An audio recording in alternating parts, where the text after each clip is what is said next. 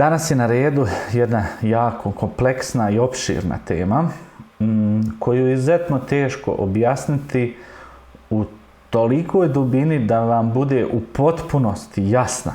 Stoga ćemo pokušati da to uradimo, dakle, koliko je moguće praktično i da poredamo neke prioritete. Prije početka, naravno, časa pripremao sam ga, gledao kako da vam objasnim određene stvari i nije baš jednostavno da se ta tema prenese, da se na tu temu može reći da je apsolvirana. To je tema koju možete mnogo izučavati, mnogo učiti i tako dalje. Rekli smo, dakle, danas radimo kontrolu indeksiranih URL-ova, dakle da kontrolišemo šta je indeksirano, a šta ne, kako da nešto indeksiramo, kako da nešto deindeksiramo i onda ono što smo indeksirali da vidimo je li to dobro, nije li to dobro i kako određene URL-ove ispisati da budu, tako reći, lijepi, šta sve treba ispoštovati. Prije nego što krenemo, zamolio bih one koji znaju programirati da napišu na čatu koji programski jezik poznaju, a vas ostale pozivam da me podsjetite da vidimo jeste li upamtili kako treba izgleda sitemap struktura, da li mora biti XML ili može nešto drugo i koja ograničenja imaju ti sitemapovi.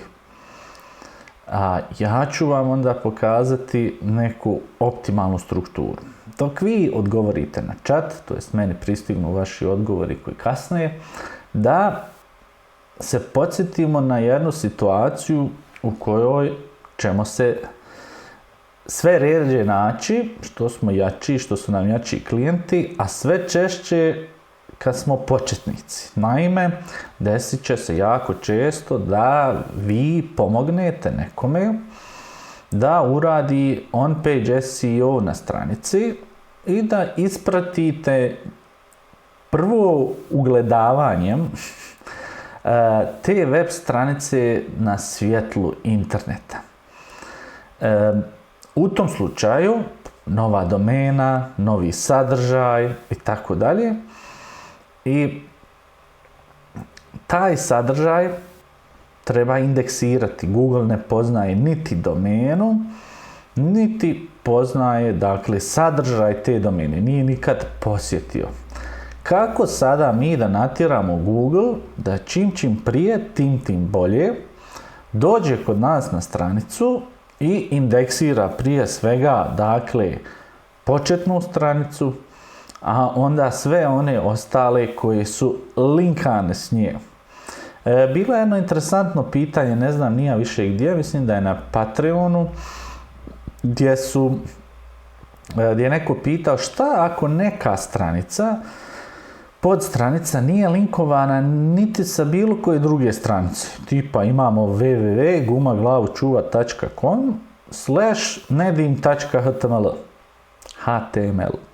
I to nedim.html, taj fajl nije nigdje linkan na stranici. Kako će Google reagirati?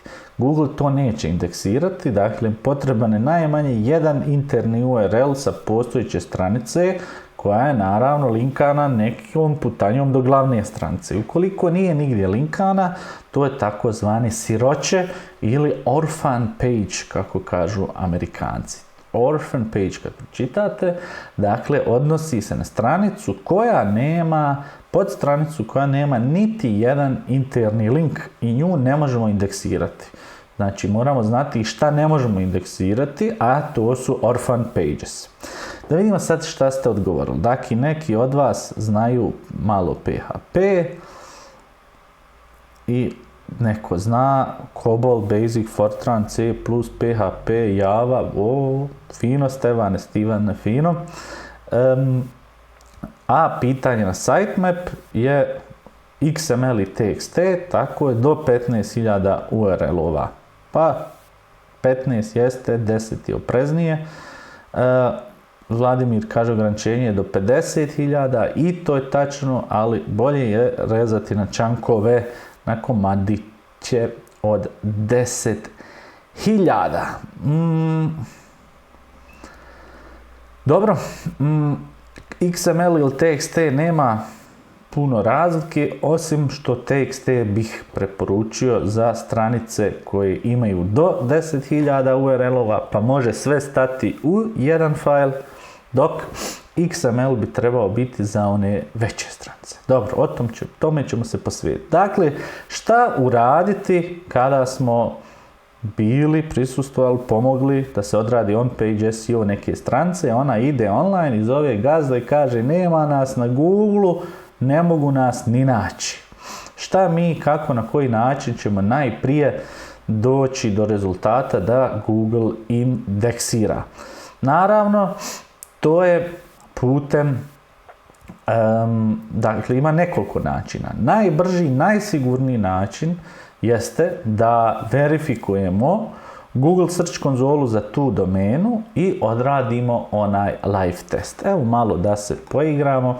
Dakle, vratio sam u život ovog guma glavu čuva i kao što možemo vidjeti, dakle, ovdje u coverage vidimo da nijedan sajt nije validan, da ništa nisu indeksirali. Ovako će izgledati i na nekom sajtu sa svim nulama, ukoliko je to neka nova domena. I najbrži način, dakle, da indeksiramo jeste da kažemo gumaglavučuva.com i da to, dakle, ukucamo u search konzolu, uradimo request, on će nam reći da nije u Google, URL is not on Google, i onda možemo requestati, zahtijevati indeksiranje, klikom na ovo dugme ovdje i evo ja sam upravo Google poslao na svoj website. Šta on sad radi? On ide sad na stranicu, provjerava ima li unikatnog sadržaja, ali vrlo vjerojatno zbog ovako skromnog sadržaja on će odbiti da nas indeksira. Znači, odmah će vam reći niste dovoljno dobri da te uopšte indeksiram, očekuje da ta prva stranica radi i ukoliko ona ok, onda ide na sve linkove koji se nalaze na početnoj. Onda uđe na sve linkove koje je pronašao gdje je tamo otišao s početni i tako dalje, sve do kraja dok dođe.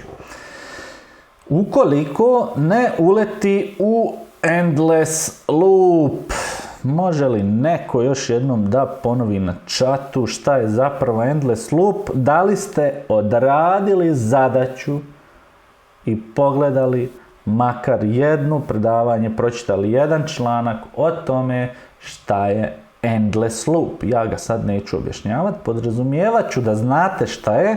Dakle, Google će prestati sa indeksiranjem kada uleti u endless loop i potroši svoj crawler budžet. Znači, isto kao kad smo bili djeca, većina od nas je imala neku vrstu džeparca i kada smo imali, ja sam rekao, 20-30 maraka, ne znam, sedmično, i kada to potrošite, možete se samo klatiti, ništa ne možete dovoljno uraditi i to bi bio i crawler budget koji nam, dakle, daje Google i kaže evo ti ne di me 30, možeš da indeksiraš 30 URL-ova i tako da. Minimalni crawler budget za svaku domenu iznosi 1000. Znači 1000 podstranica ukoliko imate, Google će zasigurno šta? Neće indeksirati nego crawlati. Ponavljamo, ulazi na početnu stranicu sad kako smo ga mi poslali,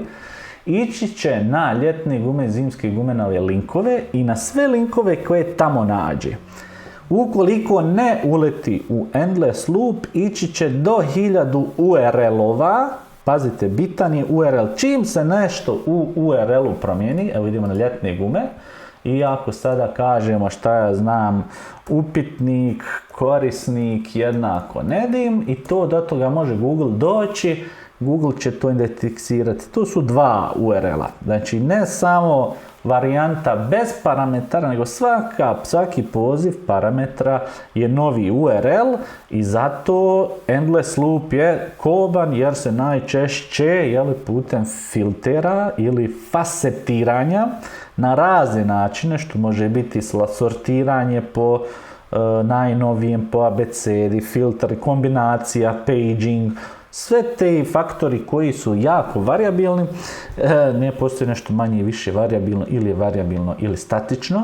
Dakle, ako sve te varijable prouzrokuju bezbroj kombinacija, uletimo u endless loop i jako brzo potrošimo tih početnih 1000 budžeta koji imamo. Jako brzo. Možemo dobiti više budžeta ukoliko dobijemo više trusta, više povjerenja od strane Google-a. Da bi dobili više povjerenja od strane Google-a, moramo biti jako unikatni u sadržaju i prije svega imati backlinkove. Evo ga još jedan moment kada backlinkovi, kvalitet backlinkova, ali i broj kvalitetnih backlinkova utiče na to koliki je naš crawler budget. Da bi smo ustanovili koliki je naš crawler budget, morat ćemo sačekati prvu analizu Google Search konzole koja će nam to pokazati. Jer ukoliko, evo ga kaže, dodan je ipak kao requesting je ok i on će nas obavijestiti kada to bude. Kako ćemo provjeriti unutar Google-a šta indeksiramo? Idemo parametar koji se zove site, gumaglavučuva.com i vidimo da je, evo ga, indeksirano. Možemo vidjeti i koja verzija je indeksirana tako što kliknemo ovdje na strelcu pa cached i vidimo koja je to verzija. Ako odemo sad na stranicu, vidite, na početnu, vidite da sadržaj je novi. To sam upravo malo prije promijenio da bi pokušao napraviti tamo neki tutorial pa odustao u pofrke jer je puno složenije nego što sam mislio da vam se objasni. Zbog toga moramo koristiti ovaj site parametar da vidimo. Dakle, Google trenutno ovo ima indeksirano. I malo prije nas je slagao da nema ništa indeksirano. Što nije tačno. Zašto? Zato što ova varijanta koju je on indeksirao, to je ova non-HTTP, non-www varijanta, a ovo je varijanta www na koju sam i registrovao Search konzolu, što vidimo po ovome HTTP www. Dakle, dobro pazite, site parametar vas može prevariti, jeli? Ako kažemo u tom site parametru da to ipak je www, dobit ćemo šipak. Opet mjesto gdje treba biti precizan, znati šta radimo i ne porediti kruške i krompire. Još bolje bi bilo da smo rekli HTTP i da znamo, ok, to je ta varijanta, za nju želimo da bude nešto indeksirano.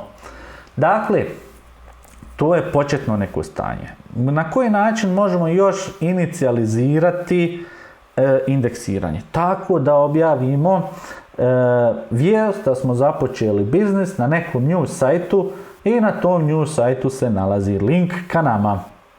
Do follow ili no follow, bolje do follow, da stavimo Google znanje opala, evo ga i PR članak u kojem nalazi se i onda Google dođe preko toga. Sporiji način od Search konzole, ali isto dovoljno brz, jel? Dovoljno brz, unutar 24 sata bi se trebalo to promijeniti, govorimo samo za početak stranice i onda kasnije se razvija kako je naš crawler budget definisan. Ima još naravno nekoliko načina, na primjer da novog korisnika dođe na vašu stranicu. Imate 1000-2000 posjeta, upalili ste Facebook reklame, ljudi su došli, koriste Chrome browser, jeli, i oni onda posjeti vašu stranicu. Posjećivajući vašu stranicu, u Google stavljaju do znanja da se tu nešto dešava i kada je malo više ljudi, Google kaže, tu nešto ima, ajde da vidimo šta je to, zašto to nema u našem indeksu. Pogleda kao što je pogledao sad u Google Search konzoli i kaže, ok, ovo vrijedi indeksirati ili ne vrijedi indeksirati. Znači, mi sa našim no indeks parametrima kažemo, naša je želja da ovo indeksiraš. Google onda gleda te kojim smo mi označili da ih želimo indeksirati i kaže da li je to vrijedno indeksiranja. Znači, glavni razlog ukoliko vas ne indeksiraju za 24 sata je nedovoljan kvalitet. Da ne biste se igrali s tim, uvijek je bolje Search konzolu upaliti, jer bez podataka iz Search konzoli mi zapravo i nemamo nekakvog pojma kako je to u web stranici, SEO, koliko je dobar i tako dalje. Svi ovi alati, kao što do sad znamo, su sad neka aproksimacija toga šta je stvarno stanje na tržištu. Međutim, neće to biti najčešći scenarij koji ćete se nadam u budućnosti susreti, nego će to biti da sajt već postoji, jel? Ali prije nego što idemo dalje, bitno je da riješimo ovo vezano za sitemapove. Mi sad želimo neki sajt, za bilo koji sajt na svijetu, da znamo koliko od URL-ova koje mi imamo je Google uopšte indeksirao. Jel? Znači, može se desiti da imamo mi mnogo više URL-ova. Evo primjer ovdje. Dakle, mi imamo 80 koje je Google prihvatio i 152 koja nije. I kaže on ovdje svoje razloge. Jel? Kaže ovdje, bio sam, crawlao sam, mogu evo nekako na engleski da prebacim, da vas ne zbunjujem.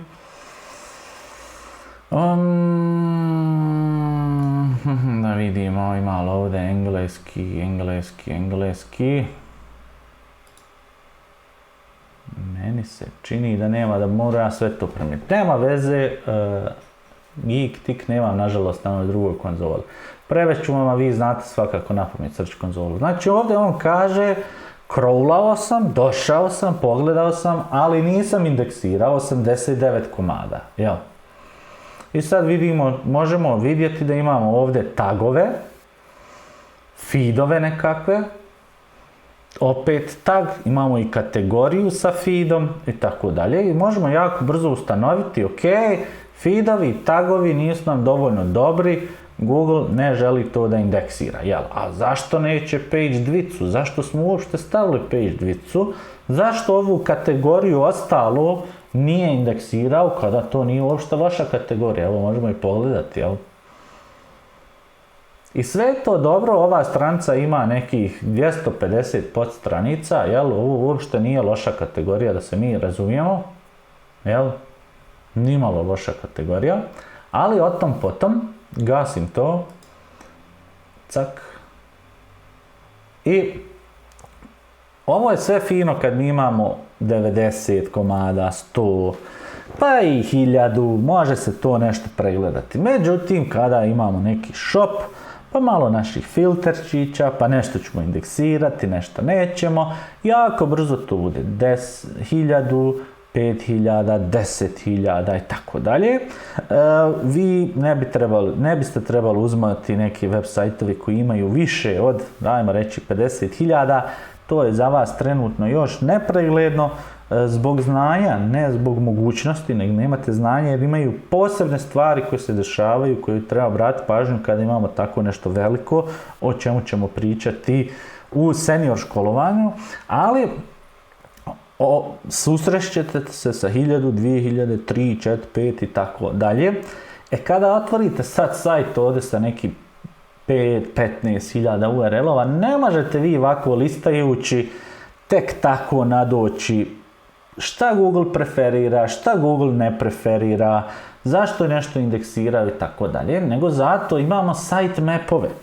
I ovdje imamo sitemap i ovdje naravno, pošto je mali sajt, kaže ima 43 URL-a i kada kliknemo na ovu ikoncu ovdje, on će nama reći da to tih 43 on indeksirao 43. Znači sve ono što je meni bilo bitno da indeksira se, ono se indeksiralo i ovaj sajt je ok. Međutim, kod većih sajtova, taj sitemap je malo veći. Evo uzmimo ovdje recimo,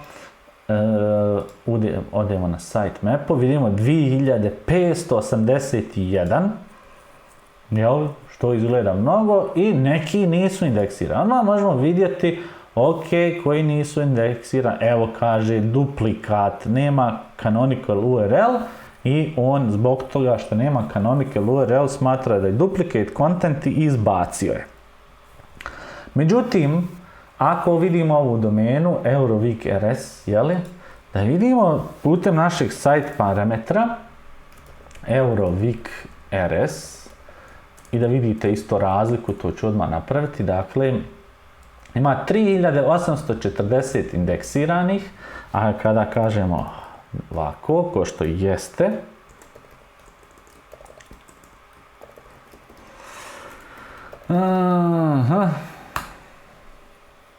imamo 3710.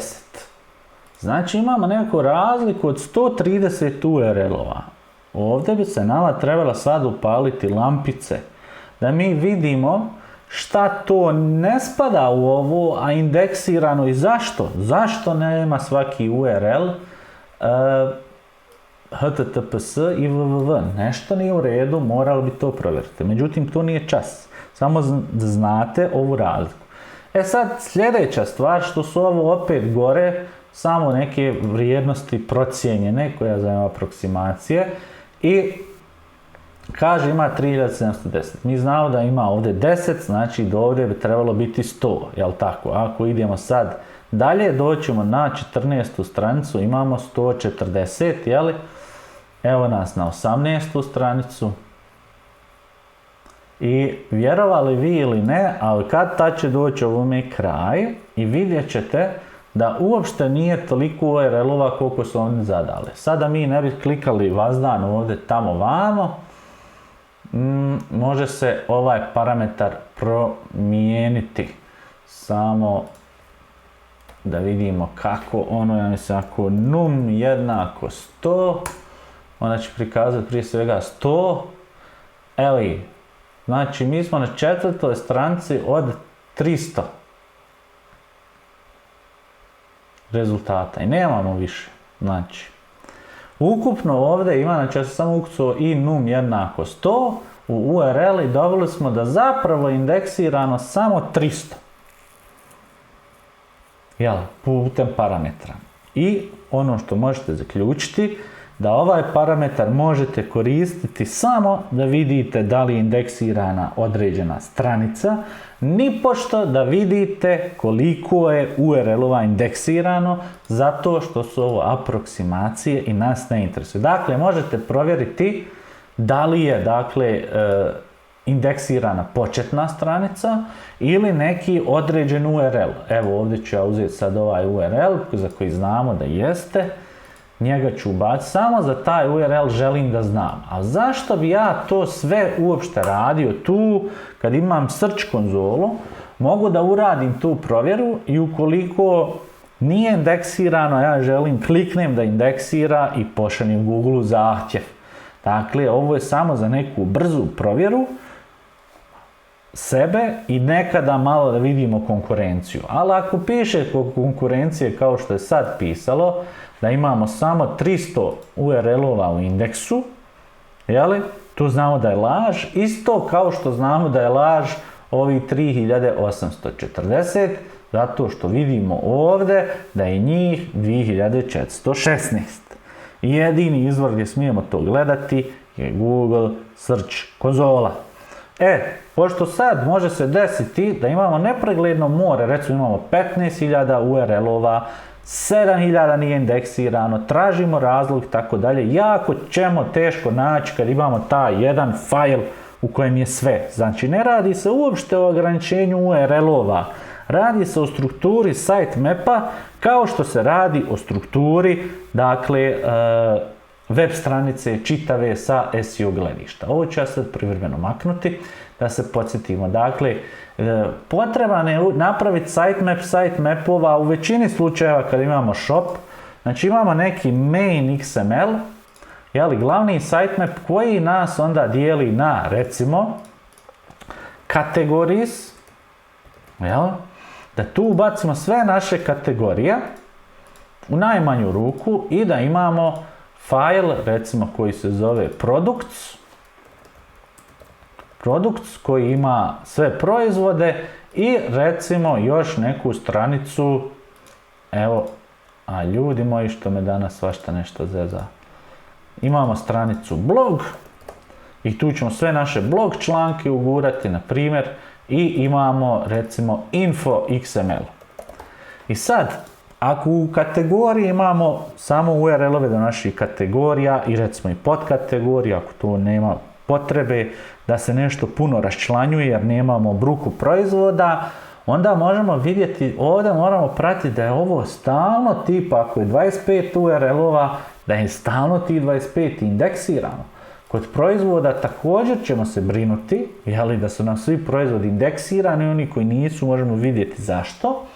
I u blogu možemo vidjeti članci koji su prihvaćeni, koji nisu, ali uglavnom će svi biti ako nisu kopirani. I onda info stranice kao pravila korištenja, kontakt podaci o nama, to nam i jeste i nije bitno hoće li to indeksirati ili ne. Odvajamo dakle bitno od nebitnog. Sad, ovo je najjednostavnija struktura moguća nekog shopa. Ono što zapravo će se desiti jako često jeste da imate ovo. Dakle, ja ću sad ove nebitne skloniti,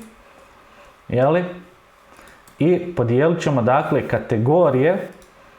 Imat ćemo kategorije, podkategorije, subcategories, i onda jedan i drugi nivo možemo posmatrati, može i subcategories, a proizvode možemo napraviti XML koji će to razdijeliti. Evo, ja ću to tako napraviti, pa ću vam pokazati da to i ne mora, ali ćemo reći, recimo, kategorija 1, kako se zove products, ako su zimske gume, recimo, onda samo zimske gume, proizvodi. Onda imamo ovdje kategoriju 2 proizvodi, tipa ljetne gume i vamo traktorske gume. I onda možemo vidjeti od koje kategorije proizvodi se primaju, od koje ne, gdje imamo probleme, šta tu trebamo popraviti i tako dalje. Ali glavno naše je, dakle, ovo možete napraviti ovaj fajl, a ne morate, dakle, može biti odmah ovako, dakle, da ovo ide tu, da ovo ide tu, znači ne mora biti XML products pa da iz njega ide da beskraj tu strukturiramo, ali ovo je recimo normalna pojava, ne znam zašto je sad obrnuo ovo, evo. Dakle, jako je bitno da imamo pregled kategorija i subkategorija da bi vidjeli šta se dešava. Što više budete znali sad kroz ovu lekciju i buduće, vidjet ćete da je to izuzetno bitno da znamo da li je ono indeksirano što je nama izuzetno bitno. Jer tipa u svaki shop ima nekoliko kategorija koje su, kako bi rekao, zlatne krave, koje su nosilje, koje nose cijeli shop. I ukoliko samo taj URL nije indeksiran iz nekog razloga, tu će stvoriti milijardu problema, jer on rangira za 200-300 keyworda, na to idu reklame, onako sve to nekako ide u prazno, naravno reklame ne, ali neće vam reklama javiti ovo nije indeksirano, nego samo nestaneš iz Google i kontaš se što su mi pale posjete, ovo ono, i kroz ovo možemo alarmirati se ukoliko samo jedna kategorija fali da email dobijemo, ako neka podkategorija fali, ili ako imamo XML tipa najprodavaniji proizvodi, njih odvojimo od ovih ostalih i napravimo XML samo sa top 100 najprodavanijih proizvoda i pratimo da li su oni u indeksu. Znači, način kontrole toga je izuzetno bitan, jedini je search konzola. Kad to imate, onda znate, prije svega, da se vratimo na ovaj primjer, vi znate koliko je zaista indeksirano, koliko nije. I možete doći do momenta kada jednostavno neće više pitanje je koliki je vaš budžet. Jel, da nije možda ovoj stranici budžet 2500 i on neće više da indeksira. Jel? To ćemo saznati tako što odemo u crawling statistiku koja je prije bila ovdje jasno istaknut alat, pa su ga sakrili bili pod ostali stari alati, međutim nije više ni tu, nego sada idemo u settings i u settingsima ima crawling statistics i otvorimo taj pogled. I vidimo da na Geektiku, dakle, imali smo jedan dan 109 upita, jel? Ukupno 2794 zadnjih 90 dana Google je posjetio URL-ova i mogao bi čovjek pomisliti da Google neće da posjeti više od 109 URL-ova. Pošto sam ja vama rekao da je minimalni crawler budget 1000 URL-ova, ovdje sad znamo da to ne može biti problem, nego da nešto drugo nije u redu. Ovdje svi ostali URL-ovi koji su našli, kao što su tagovi, feedovi, su nedovoljno dobri, Google neće da indeksira. Posjetio jedan put i neće ponovo doći da je vidi da li ih treba indeksirati sve dok vi ne inicijalizirate, ne pokrenete taj postupak putem search konzole i ovo gore polja, live test pa indeks. Šta ćemo sa većim stranicama? Ajmo pogledati ovdje. Dakle, idemo na isto, settings, crawler statistics, opala, vidite ovdje, u jednom danu Google je posjetio 7000 URL-ova. Ovdje je, dakle, crawler budget vrlo vjerovatno 10. Dakle, jako blizu ove sedmice je neki veliki sljedeći okrugli broj. Dakle, 7000 sa garancijom potpisanom može biti u indeksu. Može.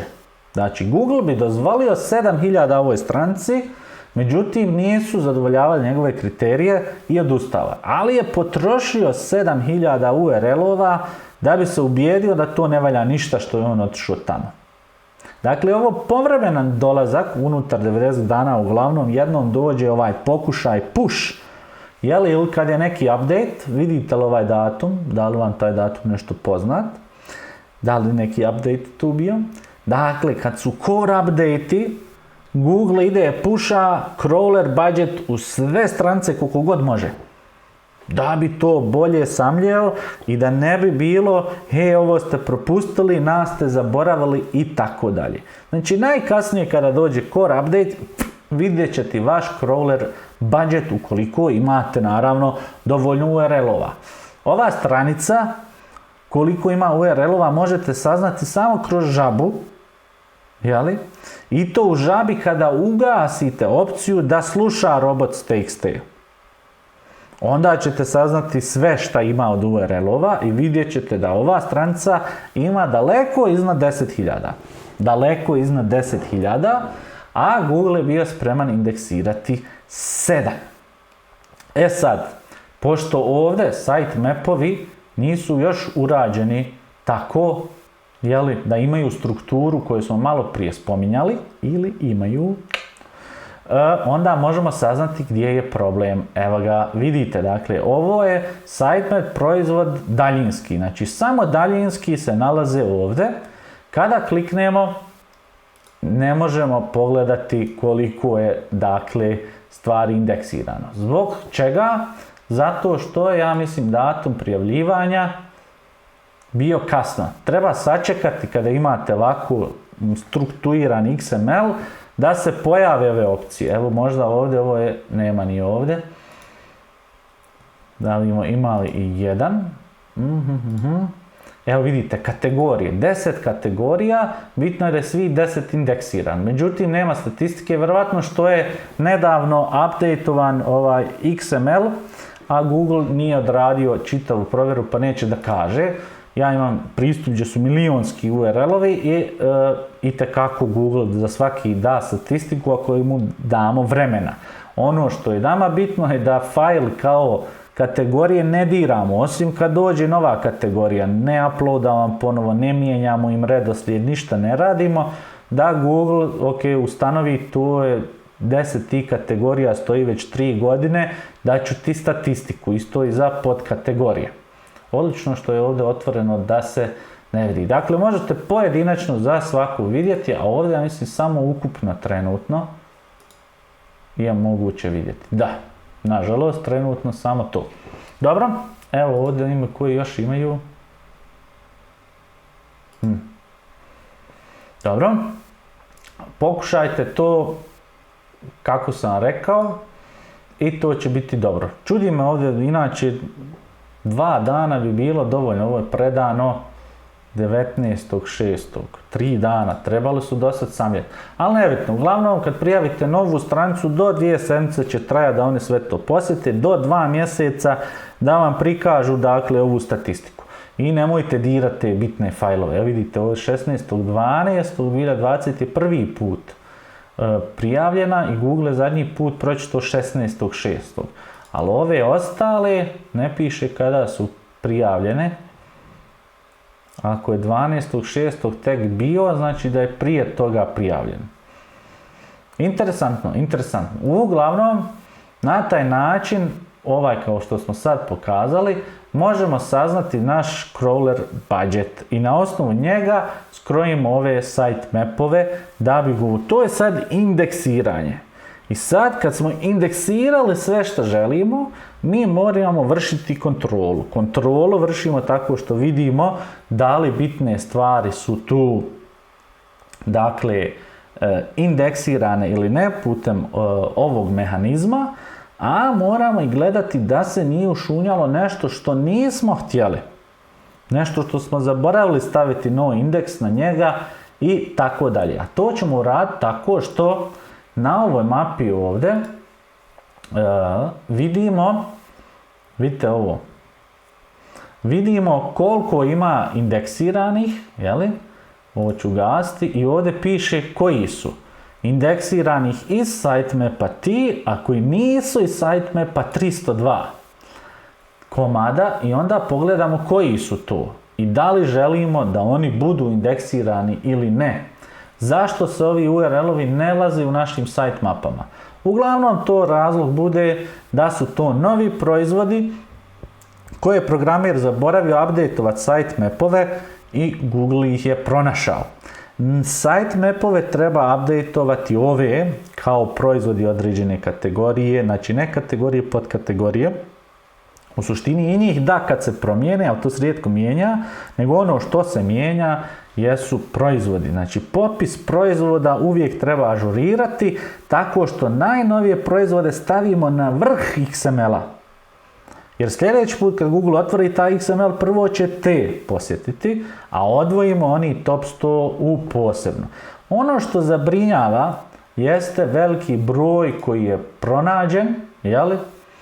Ali nisu indeksirani. I vidimo da ovdje imamo i 404, imamo no indeks što smo htjeli, imamo redirekcija 17.000 redirekcija.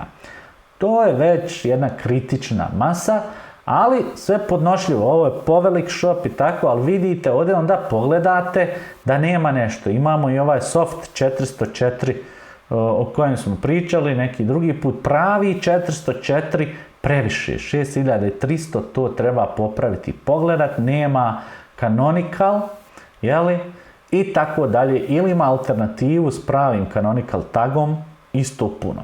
Imamo samo kroz ovo pregled i onda vršimo kontrolu, šta želimo, šta ne želimo i tako dalje. Bitno je da sitemap updateujemo sa onim što želimo, a da na no indeks stavljamo na ono što ne želimo. Ako ima nešto posebno, neki folder gdje ne želimo da Google uđe, onda ćemo to zabraniti putem robots.txt. Ali pazite, robots.txt i svi drugi načini da se zabrani Google robotu da dođe na tu URL stvara probleme. Zašto?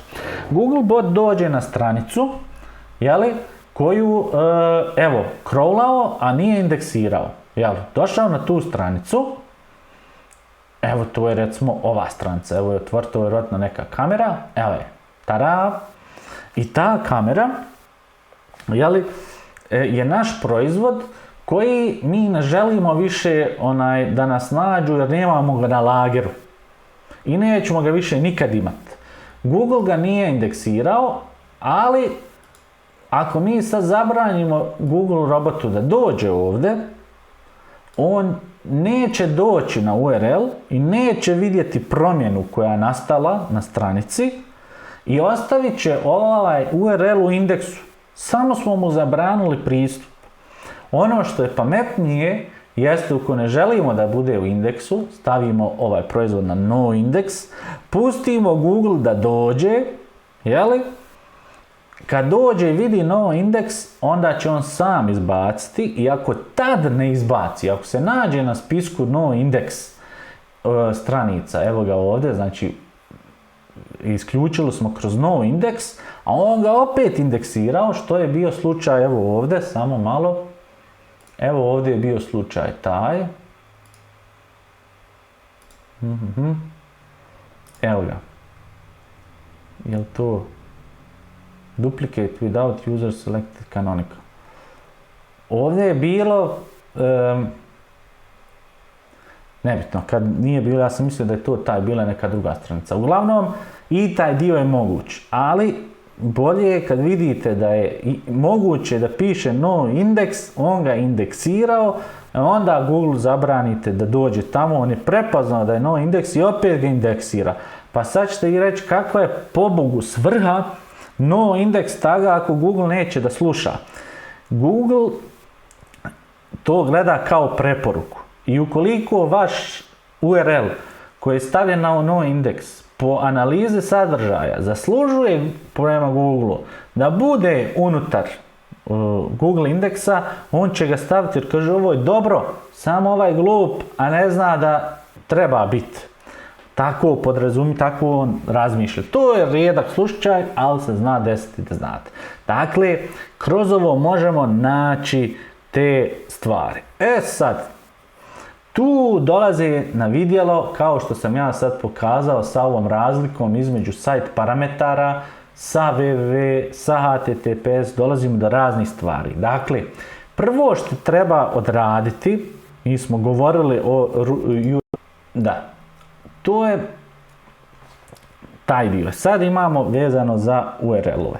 Dakle, kako ćemo rješavati kada imamo URL kao što je recimo, evo nazvat ćemo ga ovako, evo www.domena.com / pa kategorija ili neke, evo da stavimo ovo http, pa ovako ćemo, kategorija jednako zimske gume, ovako nešto. Kategorija upitnik, kategorija jednako zimske gume. Znači imamo neku katastrofu za kategorije, imamo katastrofu za proizvode, imamo katastrofu za filtere, imamo mnogo katastrofa, a želimo da bude onako kako treba. Mnogi od vas, samo da ovaj dio kažem prije što krenem dalje, mnogi od vas su pitali pa koja je svrha onoga što ti stalno maltretiraš kroz C, kroz P, kroz S, kroz F strukturu, to kad budemo analizu radili, dakle, kada je neka domena dobila penal i zašto, tada ćete razumjeti, do tada ne bih da objašnjavam, nego slijepo slijedite, pa ćete jednog dana uskoro razumjeti konkretno zašto to služi. Dakle, umjesto ovoga mi trebamo dobiti nešto kao, evo ga, C zimske gume. To bi trebalo dobiti i /p pa neka vrsta gume. Ta struktura. I sad kako rewrite-ati, kako promijeniti to? Koliko je to bitno? Prvo i najbitnije vezano za URL-ove, ovo da maknemo skroz, je sljedeće. Prvo smo rekli najbitnije je HTTP na HTTPS.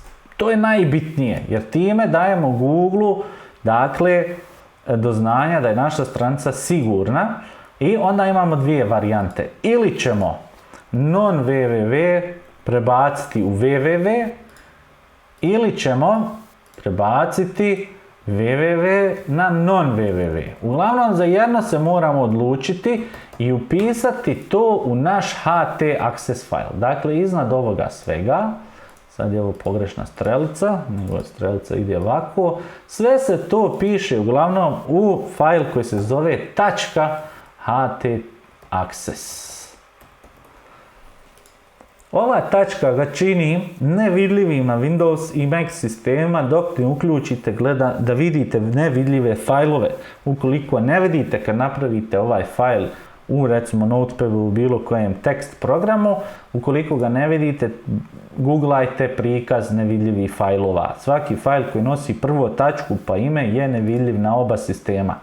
Dakle, u njemu mi pišemo one naše stvari i rekli smo da imamo URL redirekcije i URL rewriting. O redirekcijama smo se napričali od A do Ž, ali o rewritingu nismo. Ovo ovdje je preduslov, zato i pišem, za rewriting i redirekciju. Znači, prvo što treba provjeriti je ovo i onda prebaciti, recimo ja preferiram sa non www na www, zavisi kako situaciju zatekneš, ako je sve na non www, a nema redirekcije sa www, onda ju baciti.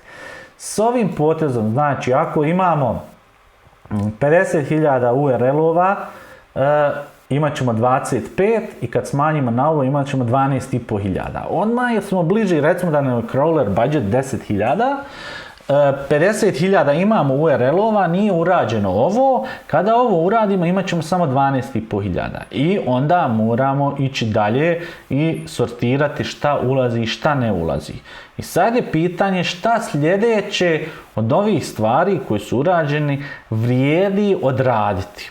I odgovor na to pitanje je svakako da, dakle, napravimo strukturu da na kraju ima slash. Znači, nakon ovoga, najbitnije je, dakle, ja ću to reći, non slash, kako to da, moram napisati, non slash, prebacimo u slash. Slash je, dakle, ovaj znak, jel, kosa crta, što u nas kažu. Dakle, dodajemo slash na kraju. Ukoliko ne dodamo slash na kraju, kaže neko, malo prije sam gledao na YouTube-u, a Google Webmaster Toolsima piše da to nije strašno, da su samo pojedinačni slučajevi kada je to ključno. Ta rečenica je tačna, ali vama za analizu svega i svačega najbolje je da ima slash na kraju. Da bi imao slash na kraju, jeli, imamo nekoliko slučajeva, znači, koje treba. Imamo tipa da bude domena, evo ja ću uzeti samo neki, domena.com /proizvod, ime proizvoda, znači tako ide URL, jeli? A imamo i mogućnost da to glasi ime proizvoda tačka nešto, tačka php, tačka html i tako dalje. Može biti ili jedno ili drugo ili treće, razne stvari. Ono što treba da bude, jeli, jeste da na kraju mi dobijemo naš fini slashić, znači. Sad nije isto, ovdje je sad zapela moja priprema malo prije. Sve zavisi koju vrstu servera imate, koji je programski jezik, da li je ASP ili je PHP ili je neki tamo JavaScript framework. Sve je različito, da li čisti HTML, da li je Microsoftov server ili Linux server, da li je IIS ili je vamo Apache ili Nginx. Ima milijardu, dakle, varijanti i u varijantama nekim Windows i nekim naprednim Linux varijantama koje se zovu Nginx, da ja vama napišem. Dakle, ovo što sad mi pišemo, ja sam htio vama pokazati sve jedan primjer kako se to radi u HT Accessu i da vas naučim programirati to i da vas naučim šta su regularni izrazi, barem donekli. To nema šanse da se stigne, niti da vi razumijete, zato morate znati samo šta treba i kojim redoslijedom. Znači, ovo može biti HT Access, Ovo može biti takozvani IIS i može biti Nginx. To su 3 najčešća sistema u kojima ćete trebati odraditi ove stvari, u kojima se te stvari odrađuju. A recimo možete zapamtiti, ima recimo Akamai, Akamai na našem, to je njemačka firma koja radi za ogromne sisteme tu istu stvar i tako će recimo neko reći vama Nginx je bolji od HT Accessa, HT Access je bolji od IIS-a i onda će ovaj pametni Jaković iz Akamaja reći Akamai je dakle pravo vozilo, Nginx je većka za to i tako svaki sistem ima nešto veće, ima nešto veće, vi se u praksi ćete se susretati znači sa ova dva, da čujete Nginx, kako se izgovara i tako dalje, šta je to, kako to tačno utiče, googlajte, tražite, uglavnom oba dvoje je Linux, samo Nginx je jako često brži i bolji za sajtove kao što su WordPress tako dalje, ali 95% slučajeva je na HT Accessu, zbog toga sam htio taj primjer uraditi, ali nema šanse. Dakle, cilj nam je da dobijemo ovaj slash na kraju, sada vidim dakle, nebitno da li je HTML ili je ovo vamo, mi prvo moramo okrnjaviti je li ovaj HTML u taj dio koji je, dakle, evo, ovako, evo. Dakle, moramo HTML prevesti u slash i to je u suštini dio koda koji se tu stavlja. Šta on kaže? Upali mi, ovo vidite, file je HT Access, upali mi rewrite engine, uslov, condition, da ovo radi, jeste da mi pozoveš bilo kakav file, ovo u regularnim izrazima znači bilo kakav file koji završava na HTML i promijeni to sa slashom. Znači HTML tačka mi zamijeni sa slashom, non-capital, znači kako bi rekao, nije bitno je li malo ili veliko slovo, L znači da je kraj toga, a R da ima, da upali neku vrstu redirekcije koja se kasnije može definisati. I to da vas ja sad naučim sve po jednom šta nije plodonosno, jeli? Ali evo možete vidjeti evo ovdje kako stvari stoji. Dakle, imamo sad autogume, odemo na autogume, guma glavu čuva, na zimske gume i vidite zimske gume HTML i odem na ovu gumu Goodyear Ultra Grip, to je neka vrsta gume. Jel? Ukoliko ovaj dio sad koji sam vam pokazao, ovaj, dakle, idemo snimiti i ovaj dio dignemo na server, to se radi putem FTP-a, znači imate evo FTP i putem FTP-a vi samo to prebacite. To vi ne morate znati, samo da vidite jednom tu proceduru. Znači ja imam vamo prozor, indeks, prebacim copy, paste vamo, pitat će me da li želim da prepišem i ja kažem da. Jel, evo ovdje me pita da li želim da prepišem, ja imam više monitora pa to nekad neće da mi iziđe, jebi ga, ne mogu ja se prisiliti da mi vozi i to je to. Sad HT Access nemamo HT Access na ovoj stranici i sad ćemo HT Access, vidite da je ovdje nevidljivo, samo sam uključio vidljivost, prebacit ćemo taj HT Access na server da vidimo šta će biti.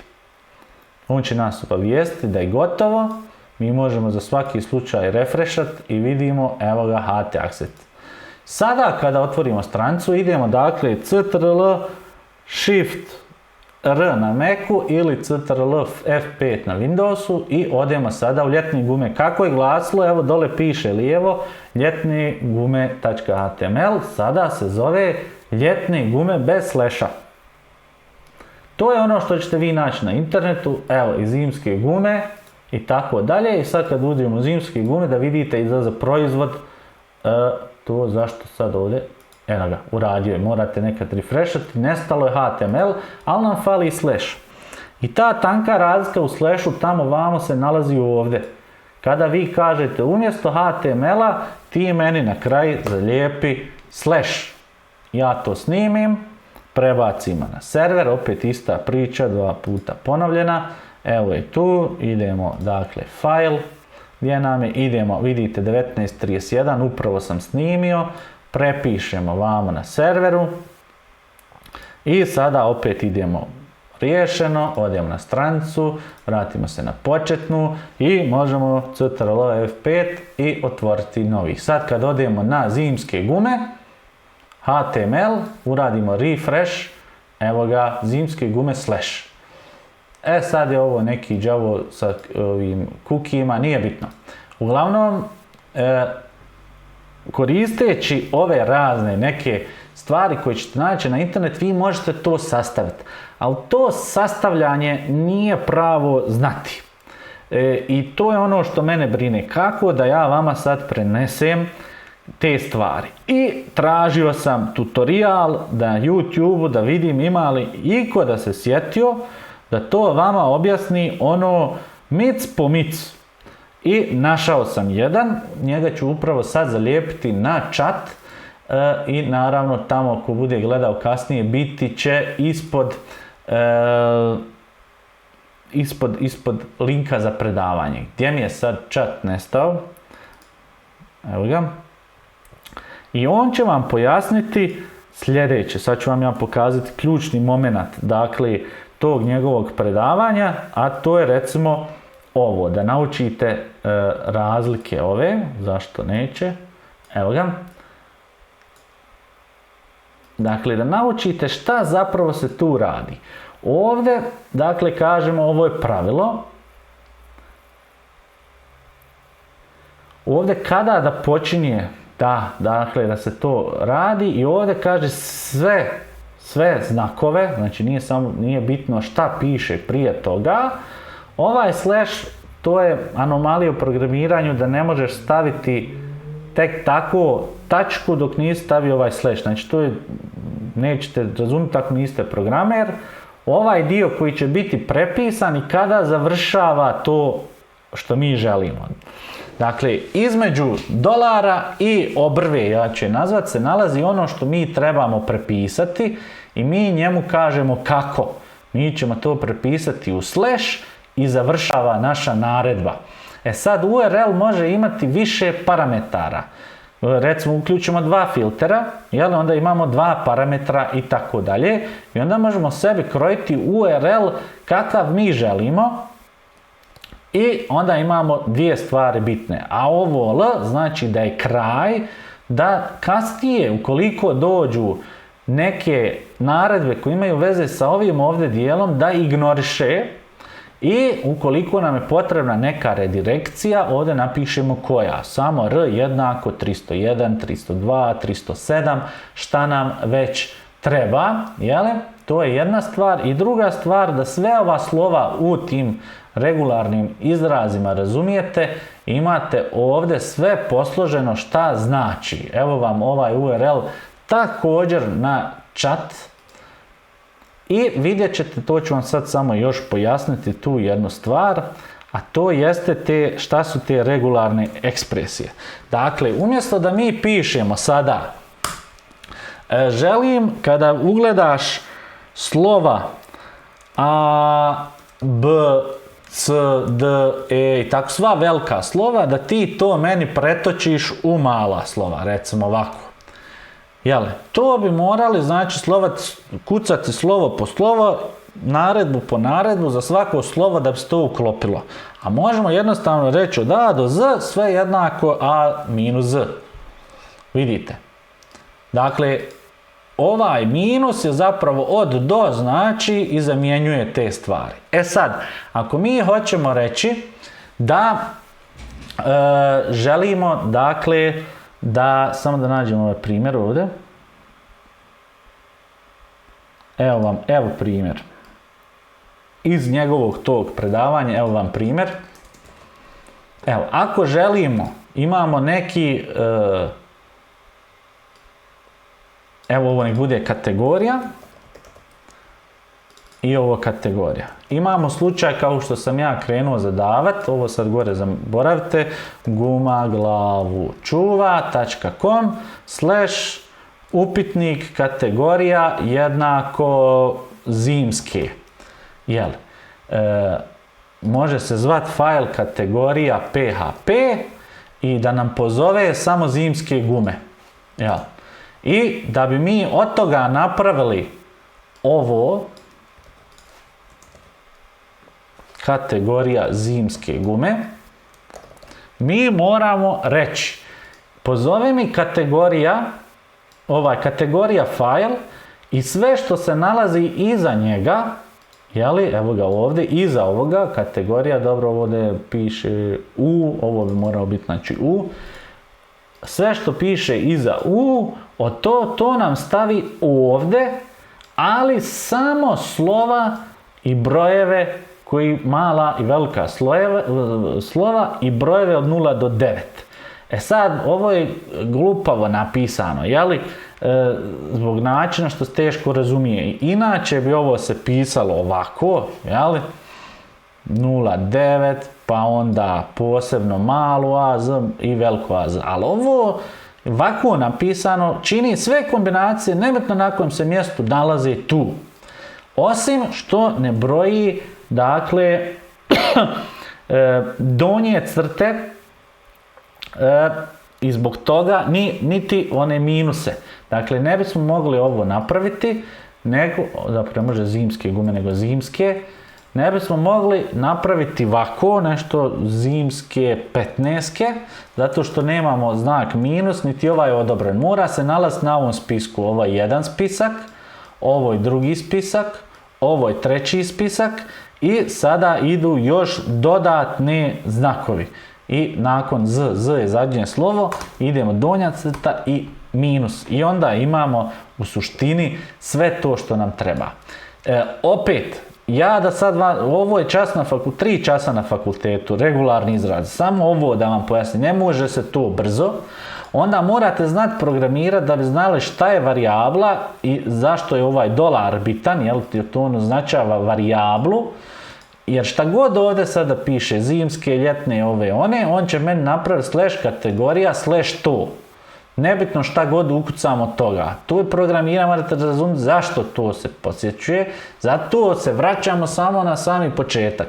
Šta je bitno da uradimo i kakva je situacija na terenu. Jer ako ja vama sad kažem uradi A, B, C, evo ti skripta ta i ta, to ne funkcioniše tako, zato što vi ne znate šta je NC, čemu služi L, koje vrste redirekcija imaju i tako dalje i tako dalje. Vidjet ćete na njegovom predavanju koje je samo 15 minuta, jako je lijepo objasnio za početnike o čemu se tu radi, kako se to može napraviti i tako dalje i tako dalje. A ja vas neću smarati tim nekim, dakle, primjerima koje smo ovdje naveli. Dakle, uvijek morate znati šta radite i samo vidite razlika u jednom karakteru znači rješavanje sistema. E sad, to je sad, često ćete susretati ovaj problem i ove stavove kada budete radili manje stranice. Šta ja znam za neke advokate, zubare, pedagoge, šta već, ko već ima stranicu, blogeri već teže, uglavnom neki mali lokalni biznisi, oni će biti napravljeni u toj varijanti nekoj HTML, PHP, nešto tako. Vrlo vjerovatno, iako i oni jako često prelaze na WordPress i tako dalje. I onda imate razne CMS-ove. I u CMS-ovima imate, dakle, samo zadatak da kažete šta treba, a ne kako će se to izvesti. I tu oni koji to rade moraju znati kako ide ili nek se plati neko ko će to znati. Nije to jednostavno zato što se može mnogo stvari zaboraviti, pogrešno uraditi i tako dalje. Sada se vratimo, sada moramo sve skloniti prvo. Sad imam 9 Chrome brauzera. Da vidimo. Dakle, gdje smo stali? Ovdje. Dakle, prvo što trebamo uraditi jeste da dobijemo taj slash na kraju. To je bitnije od ubacivanja onoga drugoga, jer bez tog slasha na kraju, kad i napravimo onu podjelu i strukturu na C i P i S i F, neće nam puno značiti jer nemamo ovog slasha na kraju, jer samo slash na kraju se tretira kao direktorij, a ne kao file. I informacije o direktoriju čitaju svi toolove automatski, a o failovima ne čitaju, jer tu je kraj. Dođete do zida kada znate da je neki fail. Zbog toga potrudite se da ubacite taj slash. Tek kada ubacite taj slash, rewrite-ate, onda ubacujemo, dakle, ovu standardizaciju, kategorizaciju svega onoga što smo učili, tek onda ubacujemo ovdje, evo, P, u ovom slučaju, ubacujemo ovo P da bismo prepoznali. To je, pazite, sad je jedno vezano uz drugo. Ovo se zove Search Friendly URL. I prije nego što vi objavite, recimo, sajt za nekog advokata ili za neku lokalnu radnju, pekaru, šta već, arhitektonski biro,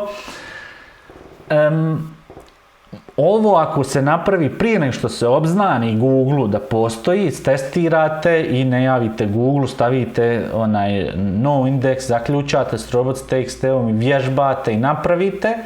Dok ovo ne napravite, dakle, i ne objavite Google, nije problem. Dakle, u momentu kad objavite da je sve ok, to je super. Problematično je ako je sajt postojao i ako je postojao zaista neki URL, prije će ovaj URL bi izgledao ovako. Prije ovoga svega, on bi izgledao vrlo vjerovatno, evo ovako, ajmo da ne pametujemo puno, ne komplikujemo, ime proizvoda .html. Vrlo vjerovatno je tako izgledao i mi smo od njega napravili ovo. Međutim, Google poznaje ovaj URL i pošto ga poznaje, on ne želi kad dođe da dobije 404. Lampica crvena. Nego mi njemu kažemo, slušaj stari, mi sad stanujemo ovdje 301 vamo. I sad da ne bi odvajali ovaj rewriting od redirectinga, kombinujemo jedno u drugo. Dakle, ovo što smo mi sad radili, ukoliko zaboravite ono R jednako 301 ili na neki od drugih načina upišete 301 redirekciju, jer u HT Accessu možete napisati i redirect razlomak 301, stari URL, novi URL i opet će raditi za taj single URL. Ali ukoliko želite koristiti regularne ekspresije, onda morate uključiti one rule conditione i rule odgovore i tako dalje, da vas ne tušim opet. Dakle, ukoliko krećete novi sajt, ne treba vam 301 sa tih starih na nove URL-ove, jer stari URL Google ne poznaje. Ukoliko Google poznaje stari URL, nužno je da imate tu 301. I sad jako je bitno da bude 301 od ove varijante na ovu, a ne. To je sad opet gdje izgubite oni što sjećate da smo prepolovili sa 50 na 25.000 pa na 12.500 URL-ova. Ukoliko napravite sad ovi redirekcija još toliko, onda ste izgubili crawler budget, jer svaka redirekcija troši crawler budget, ne samo broj URL-ova. Zapisati. Dakle, ne smije biti da imamo prvo redirekciju sa http na https, pa sa non-www na www, pa sa ime proizvoda HTML na bez slasha, pa onda sa bez slasha na slash, pa sa slasha na p i da onda imamo 5 redirekcija do ovdje. Ne, nek samo jedna. Dakle, ovo 301 koristite odvojeno. Rewriting je jedno, pravljenje lijepih URL-ova je jedno, to je samo estetika. Ovo drugo vam utiče na crawler budget, to odvojite. I kad završite svu ovu magiju, onda napišete jednu komandu htaccess koja kaže da sve one koji su bili ime proizvoda.html sada može pronaći pod p/ime proizvoda i to stavimo 300 jedinicu i to radi. I to ljudi zaborave, especially, i zato sam stavio predavanje prije toga, kada se radi redesign. U redesignu se promijeni često struktura, ne samo sajta, nego i URL-ova i zaborave se stari URL-ovi. oni se fino lijepo odrade, jeli, oni neki koji ostaju od starih, uradimo URL rewriting ili čak promijenimo programski jezik i dobijemo lijepe URL-ove, ali niko osim vas, to je bitno, zato sam ostavio to za kraj, nije odgovoran, niko, ni programer, ni gazda, ni dizajner, niko koji je uključen, da budete sigurni da prilikom, dakle, URL-ova koji Google poznavao, a mi smo radili URL rewriting, vi ste zaduženi da uradite i URL redirecting, da redirektujete te stare na nove. I niko nije kriv ukoliko to se ne uradi osim vas i to je mnoge ljude koštalo otkaza. Znači, ovo je jedan od najčešćih razloga zašto kada radite kao junior ili medior SEO u bilo kojoj instituciji, nebitno je li firma ili je agencija i tako dalje, ili je SEO agencija, zbog ovog se dobiva otkaz. Zato što ste zaboravili, jer upravo ovo se isto odnosi na reklame. Ukoliko reklame su ukazivale, a hoće na isti URL, znači SEA i SEO, oba dve ukazuju na isti URL, ako vi SEO uradite rewriting, da fino to izgleda, ne uradite redirecting, onda će reklame pokazivati u prazno i Google će pokazivati u prazno. Potrošit će se pare, to je i razlog glavni što dobije se otkaz. Drugo, kao SEO si uspio da Google pošalješ na praznu stranicu i probudiš se sa 1000 i 1400 četvorki, nije u redu. I ovo trebate dakle znati. E sad, kako to trebate znati? Tvrdim odgovorno da vi to ne trebate, ne morate znati. To je super ako znate, ali nažalost prije svega morate razumjeti regularne ekspresije, nešto osnove nekog programiranja, zato sam pitao na početku ko zna, da bi znali šta su varijable, šta su parametri, kako funkcionišu varijable, to je apstraktno pojasniti nekome ko ne zna šta je programiranje, a toliko jednostavno i dosađujem, dakle, onima koji to znaju, kada njima govoriš o varijablama. Stoga imate, dakle, priliku ili da naučite programirati da biste to razumjeli, ili ne, i ako razumijete morate naučiti regularne ekspresije, kako one funkcionišu, neki shvate za života, neki ne shvate, nije baš svakidašnje znanje, ali podijelio sam sa vama gdje možete to sve pročitati dalje. Nadam se da sam zalijepio u chat, samo da provjerim. Opet ta sreća pred kraj i ovo sve, jesam sve pred kraj usporilo. Dakle, to su te stvari koje sam želio prenijeti. Sljedeći čas, dakle, ćemo se baviti crawler budžetom. Ovo je, dakle, samo, dakle, rewriting je uljepšavanje, redirecting je obaveza. Kombinaciji to dvoje daje super rezultate u smislu SEO-a, razumijevanja Google-a, ukoliko ne zaboravimo redirekcije i kasnije analize događaja.